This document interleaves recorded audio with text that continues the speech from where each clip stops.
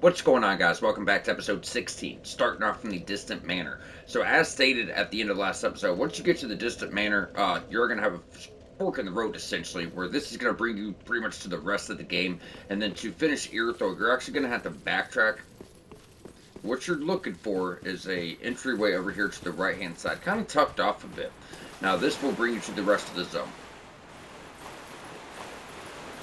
So when we go in here, we're going to have more of those, I don't know what the hell we're going to call them, spider ladies, I guess you could say. So there's quite a few in here. And as I mentioned, they don't have the most health, but they start getting on you, they can put you down without much issue, at least. You know, they can really put you down pretty easily. We're using toxic. They are really weak to fire, though, so you will be able to use that to your advantage.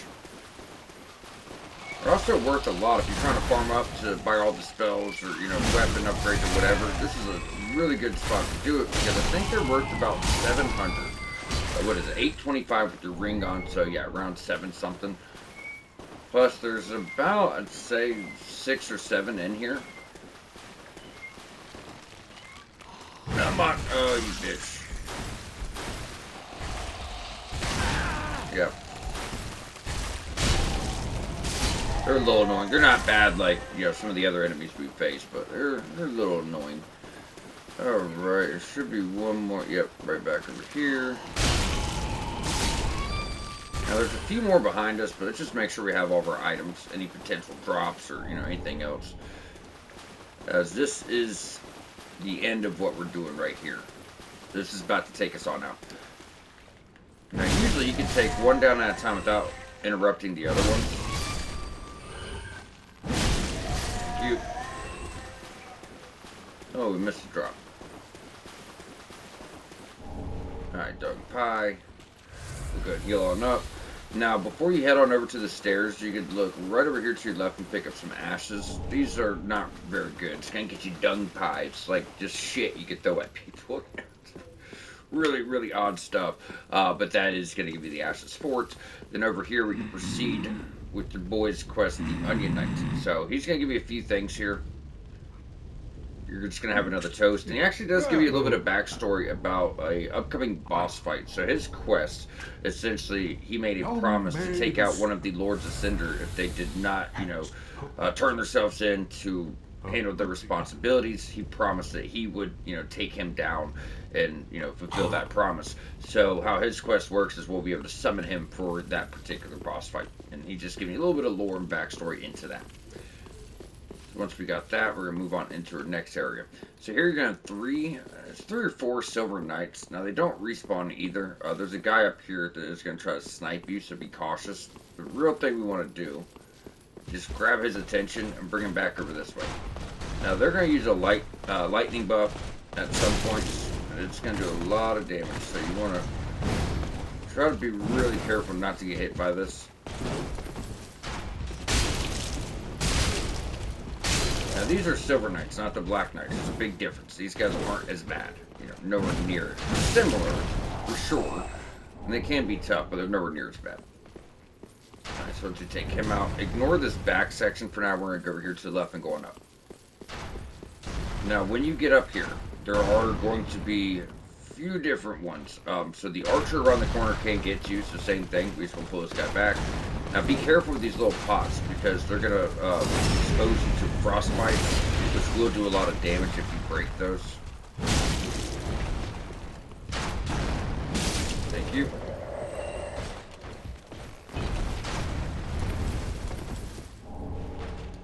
Alright, now as soon as you get close, he is going to put that bow away. Make things a little easier, I guess, but he's still, pretty damaging guy. Hello. Thank you. Alright, so we're going to heal on up. And we do want to go back up. It wasn't just about clearing these guys out. There's actually 3 chests.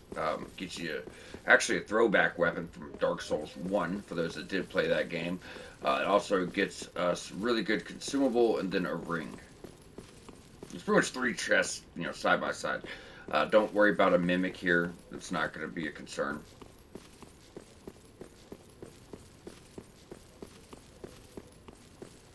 If you notice, all the chains are, pointing towards the back. So Leo ring, Smo's hammer, which is just way too big to really be serious with. Some people like it, I mean, but the thing is absolutely enormous.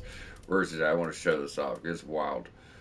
I mean, it's a big ass hammer. I was about to say, it's a big ass hammer. So 45 strength requirement. Look at this. It's hard to take that too seriously, you know what I mean? Look at it. You can't even see the damn screen. It's blocking a lot of it. But it's super dope. I mean, people have used it being serious, but for me, in my opinion, it's a little big. So either way, now we got that all wrapped up, we can head on out. So this is very inconsistent, but I have been invaded here before and got a pretty cool fist weapon. But as mentioned, sometimes it happens, sometimes it doesn't. It's very inconsistent. Still worth calling out, but yeah, I don't know what the trigger for it is. I've went through, the game multiple times, especially, taking notes for the walkthrough, and I just, never found what the actual trigger for that fight was. Extremely inconsistent. I pretty much do the same things every time I play, because I do, always do 100%. It's just how I'm wired. But yeah, sometimes you're serious, sometimes you're not.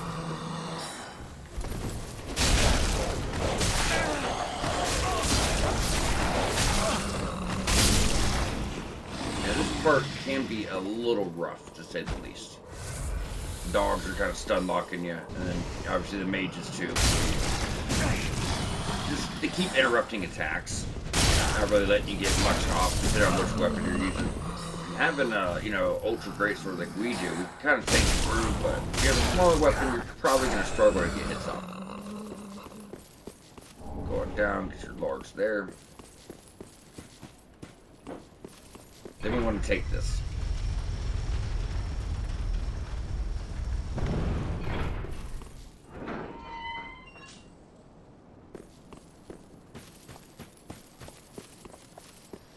This will give you a shortcut back to Church of Yorska, which will be a much better place to take off from. Now you have that shortcut.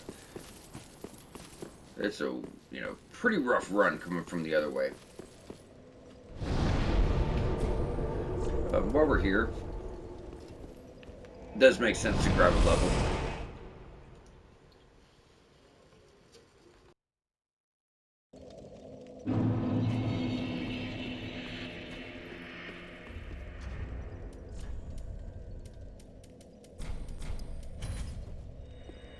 Maybe 2. No, not 2. Welcome, close. Very I was hoping to, but not quite. Alright, so with that, we're going to get our 22 into strength. So, at this time, we should have enough in strength and dex to use the, next 2 upcoming weapons. The only other thing I would like to do at this point is go ahead and put 5 points into our health, just to get that done. We could take that level out. We might put 1 more in faith. I guess we'll go 10-10 so we can use a few spells. But yeah, so 5 levels here, 1 there, and then it's damage for the rest of the game. Simple, Get everything else out of the way. There's nothing we could sell. Well, there's a few things I don't use. How much is it a level? 22. We need 5,000. I don't know if we have enough to pull 5. Oh yeah, go ahead and give your extra minute. Ash. That'd be 1,000. That'd be 2,000. We got those. We got those. We got those. Yeah, not quite. We'll hold off. We'll hold off. It's okay. Alright, guys. So from here, we're going to make sure that's caught up. Okay. And then we want to jump to Church of Yorska.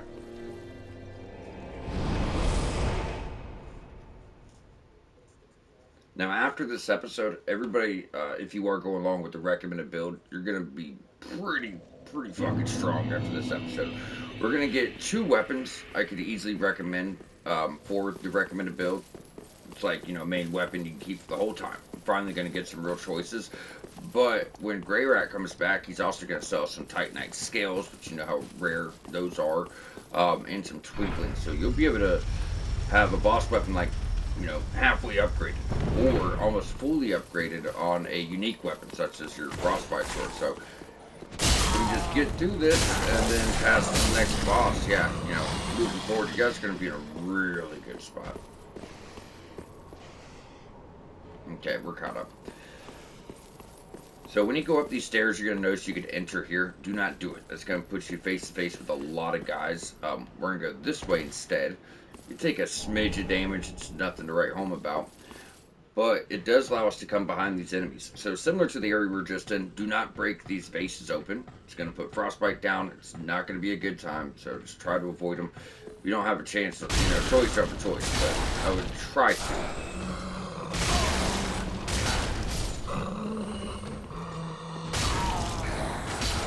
You. There's quite a few on the stairs and then just below you in general.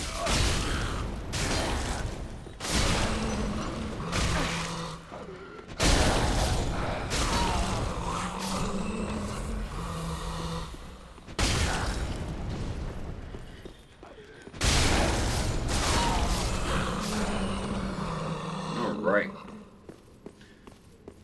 Sometimes there's like one over here, but I think when we come in that way, that pretty much shuts all that shit down. Alright, so now we got that. We're pretty much just on a straight path for the boss at this point.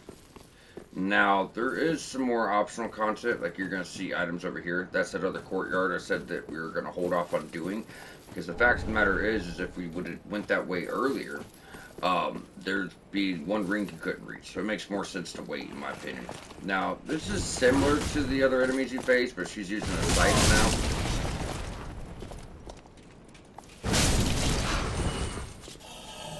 And you can get it to drop. You're also going to see 3 summon signs that you could use for the upcoming boss fight if you want to use summon signs. I don't know why, I never checked here when I was taking note. Yeah, there's just nothing here. Yeah, there's 3 summon signs you could use if you want. We'll probably go in the boss and fight him the hard way.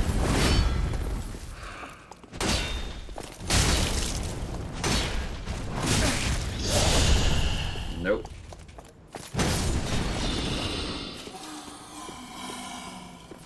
So we're going to drop here. But not yet. First, there's usually one here, but it looks like he may have already came for us. Alright, first, it would be smart to go on down and get your shortcut. Now, there's going to be 2 witches down here you can't really see. One here. The other one can be next to her like it just was, or she may be back this way. Since you can't really see him, just be cautious. So we're going to open that shortcut. Now we're about to do this courtyard, but not from this way. Because like I said, I mean you can, but you still need to go back up. Or you will be missing an item. So if you just go right here to the center, you're going to see a drop point. You might be a little surrounded by guys. Looks like not this time, so they've all moved on. That's why you want to try to bide your time a bit. So right here, grab that ring.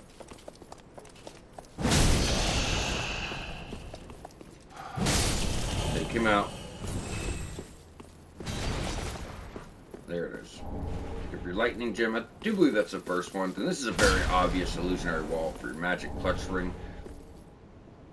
So there's a few, rings that boost magic, or I'm sorry, boost damage types, magic, fire, lightning, and I believe dark. As far as your clutch rings go, that's your magic. You will not get lightning or dark for a bit. In fact, you get dark for too long, even though it's more of an obscure build. Lightning doesn't come out very, very Soul, the weary soldier. And then if we go back up this way, this will bring you right back to the Church of Gorshka. Now this is another just really good opportunity to go ahead and jump back before the boss. Because that's all that's left for Yurto, it's just the boss.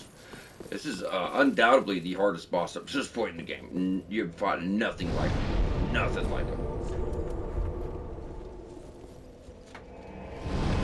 Now, pretty much all the souls we're going to get from the boss we can't use for levels. I mean, you can, but we're going to be buying weapons, upgrade mats, and they're going to benefit, the levels we get are going to benefit us elsewhere, we could say. So let's see what we can get before we go in. Was that 40,000? Welcome, speak.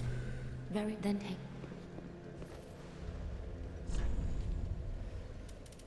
So let's go and get that over and done with, I guess. So those are done. That's done. That's done. So 5 more levels there. That would be done. Yeah, that's what we'll do. So next 5 levels go to health. At least that would give us some Farewell, I pretty shall cool never spells we could play. use.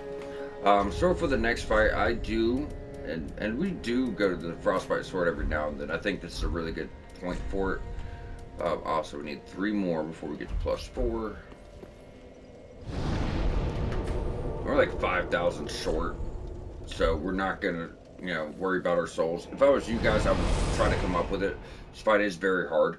So, to talk about Pontif Sullivan, which is your next boss fight. This is a 2-phase boss fight. He's going to be dual wielding great swords. One is a regular great sword, one's a colossal, ultra great sword. So one does magic damage, one does fire damage. So with that in mind, the one that does is buff with magic can send out arcs of magic every now and then. Projectiles you'll have to try to dodge through or work your way around. The fire will have these huge bursts of fire AoEs. You have to deal with that. But he's dual wielding, so he does these crazy combos, swinging both around. Usually you could find success kind of just trying to circle him and dodge around, right, while he's playing these attacks out. Now you fight him in a big cathedral. In the middle of the cathedral is a small area of stairs. If you can kind of fight him on the stairs, I do realize he misses a lot of attacks there, but he does good to close in distance. He has leap attacks where he comes all in. But this is just a very dodge heavy fight, and you're getting your windows, picking them wisely. If you're greedy here, you're going to pay for it. Now, you can parry his attacks and get critical blows. That is a strategy a lot of players use, but I think it's better just to try to circle him around, wait, and counter. So when he's attacking, you're reading that, you're dodging through, looking for your opening, a couple hits, back off. Now, during his phase change, he's going to go down to his knees where he looks very vulnerable. When he does this back up, don't take advantage of it and hit him, because when you do, he's going to do a big AoE burst. Then phase 2 starts. So phase 2 is pretty much the same as phase 1, besides he'll have more attacks where he's going to send magic projectiles out, and then he can make a clone of himself. So while he's making a clone of himself, it's a big opening to really get damage off on him, because he's kind of stuck there. Now, whatever his clone does, he'll follow it. So his clone sends magic at you, he's going to do the same thing. Clone does a thrust attack at you, he's going to follow the same thing. And it can be a bit hectic. I would focus on the clone, kill him for 2 reasons. For one, it'll get back to a one-on-one fight, but he'll want to summon that clone again, tying him down enough to get a lot more damage on him, again, right? But I would try to focus on that clone and get him gone. This is the big thing. Karthus Milk Ring can help out, because it's going to give you more iframes and dodging. A solid shield. If you're not dodging, you should be blocking or attacking. You should be doing one of the 3 at all times. Because even though he's doing a lot of elemental bullshit, you'd be surprised how much he could actually block here to keep you alive.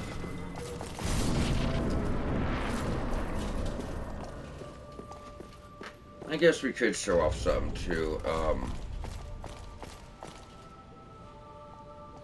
It doesn't matter, whatever shield has parry. Did these guys get behind us? Yeah. So he always leads in with a jumping attack, so pretty much as soon as you're able to lock on, you're close enough to lock on, get ready. Oh, my timing was off. It's not something I go to a lot, but I know a lot of people have, had a lot of success with parrying this guy. So just hit here, hit there, back up.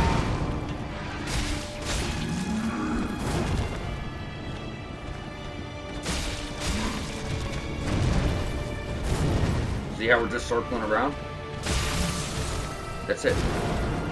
Now when he does his big attacks, he's trying to sit there. He's really telegraphed. It almost looks like he's charging up a heavy hit, right? Alright, back up. I was able to get a few hits in, but now when the smoke stops, that's when you're trying to get in.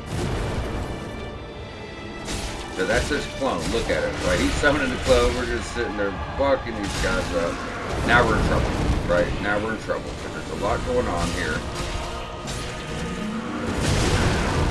And if we can get the clone down, good. And they do not. Yep, see? Clone does a thrust. Clone does a jump. He follows. Big AoEs a lot of times. Where you at? Now, we got cornered. We might get put down here, unfortunately. So he's going to come in. Okay.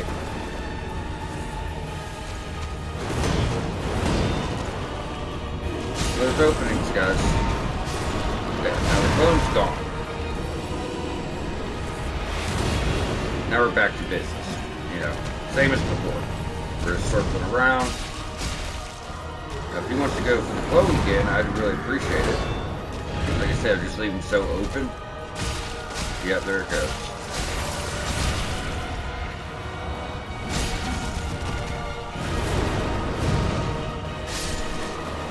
if he's almost dead, fuck the cloak, finish him off. But if you play it like that, it's really not that bad. We're circling around, if we're not dodging, we're blocking, we're attacking at all times. You can use the steps to make him miss a lot of his attacks. If he stalls for a minute, that's a charged heavy, read it, dodge through it. He summons the clone. Well, phase change, stay back from that AoE, even though he looks vulnerable. He summons the clone. While he's summoning, he's so open to taking damage. We really took advantage of that. Then we also got those frostbite procs, melted his health.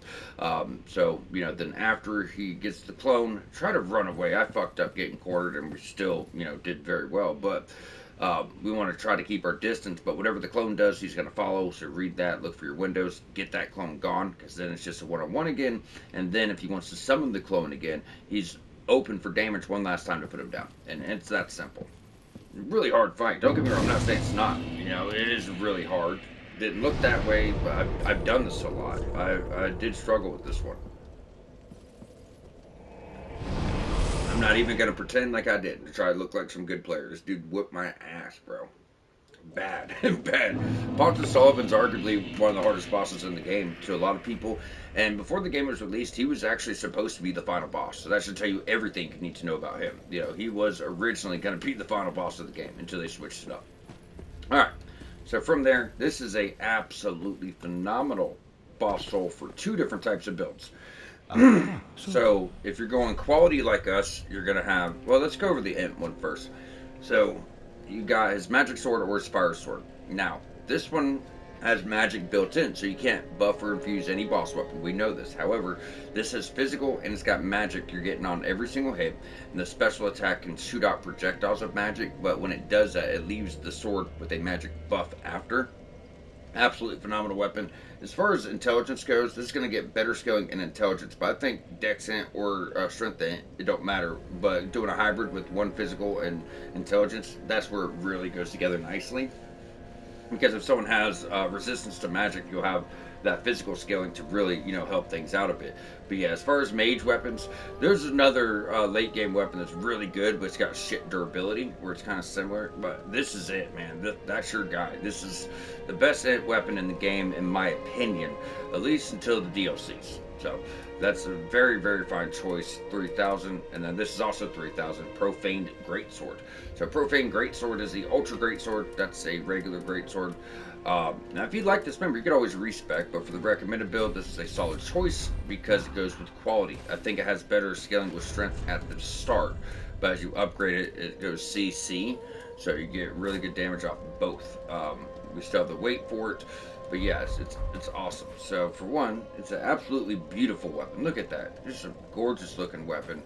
So same moveset, but you can feel the difference. Like, it's a high quality weapon. You can feel that when you're swinging it around. The regular charge attacks, check this out. When you do a charge heavy, you're getting fire damage on both. The second giving you a bigger burst, which actually does set enemies on fire, which is nice. And then the weapon art does a big burst of fire if you hit the enemy with it, but then it leaves your weapon buffed. So absolutely phenomenal. This will carry you. Absolutely carry you throughout the entirety of the game. So it also goes good with a strength or quality pyromancy build. Now, your boy is back with some really nice rewards. And you guys are going to see why we recommended the things we have. Because, like I said, by the time you get to right now, you're so strong. So he has new weapons. I guess we'll cover that first. Armor sets, I don't think he picked up any armor this time, but he did get some really good shields. So you got Lothric Knight Great Shield. So if you're doing pure strength, that's a solid ass choice. Pontif Knight Shield, really good shield. I actually like that a lot. Might pick it up. Really, really good. And it doesn't have parry. It goes right to the weapon skill. Can't beat it. So no new armors, but he's got new catalysts. It's got ranged weapons. So we already covered shields. As far as regular weapons, he's picked up the Lothric Knight Greatsword. Also goes very, very good with the build we're going with. We would need 2 levels into strength to one-hand it, but we can get that easily. 7,000, but it's got lightning built in, which means you can infuse it with other stuff too. But it goes really well doing like refined gem with quality. You get a lot of lightning damage, you get a lot of physical damage. And what I like about using Profane Greatsword and this, as if a enemy has resistance to fire, we could switch to this and get lightning. If they have a resistance to lightning, we could switch to that and get fire. So it just completes the build. Then if you're doing a quality or dex over here, you want a short sword, straight sword. That's your Lothric Knight sword. And you could have farmed that up earlier game, but it's still just absolutely phenomenal. Phenomenal short sword. And then with that, we can go pick up 2 of these. So he still has 1 left, and he's got a few Twinkling Titanites. He actually has 3. So if you like the Frostbite Sword, you can bring that up to +4. It only goes up to +5. Ours, for the boss weapon, we can only get to +3, but that's going to be more than enough, Other upgrades will come. Now, it would be worth, too, talking about weapons. You get to fully upgrade a weapon for a trophy, but boss weapons, unique weapons don't count. You only get the trophy by bringing a basic weapon to +10. Since these only go to +5, it doesn't actually count towards that trophy. So, 1, and 2, and then we're a little bit short. Let's see if we can come up with this. I don't think we picked up any souls after the other ones. No. Let's see if I can go sell some stuff here. Since this only goes up to, +5, +3 is more than halfway upgraded, guys. We already sold one Seek Brow to the Crows. We're good there. I think we're good with that. What did that give us? 4,000? Yeah, that's plenty. That is quite neat. Now, if you've been using Titanite skills, I told you from the beginning, you just never have enough, not to the end of the game. So if you start bringing up a boss weapon, you better stick with it, because we haven't spent anywhere else. We got to +3, and, we're wiped out, right? So you're not going to be able to get a second boss weapon. Not for a while. You can later. Don't get me wrong. You can later, just not for now. And now we can start bringing up this as well. We're still waiting on those other 2 levels if we want to one hand. It needs a lot of upgrades, so we're just waiting on the souls to do that. Now with that does catch us on up with everything else. I mean, we have spells and stuff to buy. Next episode, I'm going to be showing you guys a really good farm that we'll all spend, our own time doing. That way, we could actually start knocking all these spells out. Since we're almost wrapped up, we have a few minutes. There's a little side activity we can knock out. So this has nothing to do with the base game. It's more multiplayer, but since it is content, I said we'd just squeeze it in wherever we could. So if you talk to him, he should have gave you a key. The first few times you talk to him, he'll give you consumables that you could use to invade other players. But if you want the permanent item to let you do invasions, you're going to have to jump on back to Tower on the Wall at High Wall of Lothric. And this is just to show all the content in the game. There's no need to do this. If you are just worried about the base game, if you don't do multiplayer, there's no need for it. But if you're like me, you're a completionist and it just bothers you without something, not knowing that everything's done, But it's still 100% walked. I want to make sure it's all covered.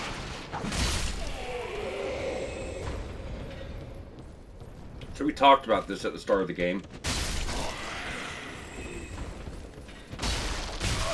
Of it. So if you go down here, there was one gate we could not get to.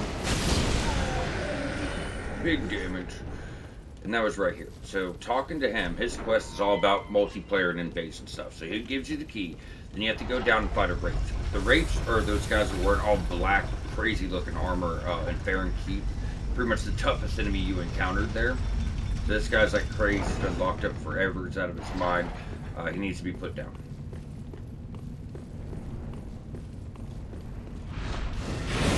Oh, he landed first. That's okay. And he's all the way back at the start of the game. I think he's higher level than that, but he's under our level.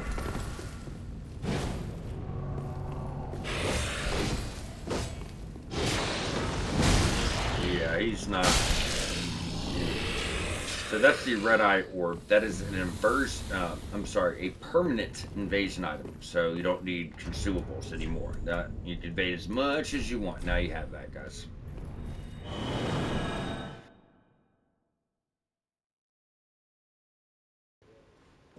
Alright, so now we got that wrapped up. That should pretty much be all your optional content and everything there is. And we talked about the tower key. There is other optional things. So pretty much when we do Arenas Quest, I told you guys Arenas Quest comes very late game. With that being said, when you do Arenas Quest, it involves that tower. So if you wanted to buy the tower key over here, that's that key you saw at the start, there was 20,000. Well, we're going to wait for her quest because it makes the most sense. There's a few things there, but you're not going to have access to everything until that time. So we are going to get this, but not for a few more episodes. When we start really pushing towards the end game, that's, where we'll pick that up. Now, even before we start going to that area, Irithel Dungeon, Distant Manor, we still have another optional area. So what we want to do is actually jump back to Pontif.